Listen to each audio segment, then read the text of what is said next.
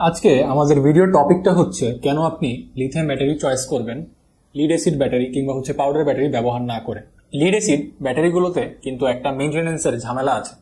আপনার ব্যবহারের উপর দেখা যায় যে অ্যাভারেজ ইউজের সময় 3 থেকে 6 মাসের মধ্যে আমাদের কিন্তু লিড অ্যাসিড ব্যাটারির যে ডিমিনারেলাইজড ওয়াটার ওটা চেঞ্জ করা লাগে বা নতুন পানি দিতে হয়।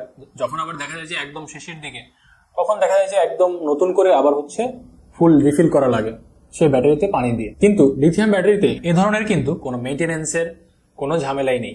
আপনি মেইনটেনেন্স ফ্রি একটা লিথিয়াম ব্যাটারি ব্যবহার করতে পারবেন।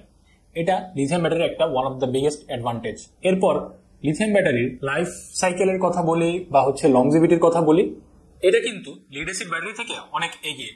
যেমন একটা লিড অ্যাসিড ব্যাটারি যদি আপনি কিনেন সেক্ষেত্রে সোলারের ক্ষেত্রে আপনি সর্বোচ্চ পাবেন 5 বছর, আর আইপিএস ইউপিএস এর ক্ষেত্রে আপনি পাবেন 2 বছর। অনেক অনেক কোম্পানি 36 মাসও দিয়ে থাকে, কিন্তু আপনি বেশিরভাগ সময় 18 থেকে 24 মাসের বা 1.5 বছর থেকে 2 বছরের একটা লিড অ্যাসিডে ওয়ারেন্টি পাবেন। এরপর যদি লিড অ্যাসিড ব্যাটারির সমস্যা হয় সেই ক্ষেত্রে কিন্তু সেটা আপনাকে কেজি দরে বিক্রি করে দিতে হয়। কিন্তু একটা লিথিয়াম ব্যাটারি যখন আপনি 4000 সাইকেলের কিনবেন, আপনি অনায়াসে 10 থেকে 11 বছর একটা লিথিয়াম ব্যাটারি ব্যবহার করতে পারবেন। কিন্তু সেই লিড অ্যাসিড ব্যাটারি সেম ক্যাটাগরিরই ধরেন 100 এম্পিয়ার আপনি লিড অ্যাসিড কিনলেন এবং 100 এম্পিয়ার একটা লিথিয়াম কিনলেন, সেই ক্ষেত্রে আপনি সর্বোচ্চ গেলে 5 থেকে 6 বছর একটা লিড অ্যাসিড ব্যাটারি ব্যবহার করতে পারবেন। কিন্তু একটা লিথিয়াম ব্যাটারি 11 বছরের মধ্যে আপনাকে সার্ভিস দিবে। এই তো গেল দুটি পয়েন্ট। তারপর লিথিয়াম ব্যাটারিটা অনেকটা কম্প্যাক্ট ব্যবহারের জন্য, প্লাস এটা অ্যাডভান্স টেকনোলজির। আপনি একটা লিড অ্যাসিড ব্যাটারিকে কখনোই মেনটেন করতে পারবেন না ওয়াইফাই, ফোন বা ডিসপ্লের মাধ্যমে লিড অ্যাসিড ব্যাটারিকে। কিন্তু একটা লিথিয়াম ব্যাটারিতে দেখা যায় যে ভালো কোয়ালিটির এগুলোর মধ্যে বিএমএস বা ব্যাটারি ম্যানেজমেন্ট সিস্টেম অনেক হাই এন্ড থাকে, যেগুলো খুব সহজে একটা ব্লুটুথ কানেক্টরের মাধ্যমে, RJ6 পোর্টের মাধ্যমে কিংবা ওয়াইফাইয়ের মাধ্যমে আপনার ফোনে, কম্পিউটারে আপনি কানেক্ট করে নিতে পারবেন।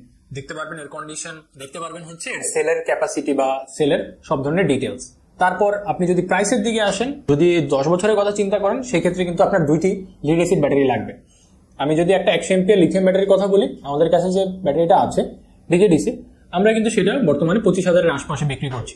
কিন্তু আপনি যদি একটা 100 এম্পিয়ারের লিড অ্যাসিড ব্যাটারি কিনেন, সেই ক্ষেত্রে আপনার কিন্তু 18,000 থেকে 19,000 টাকার মতো পরে ভালো একটা ব্র্যান্ডের।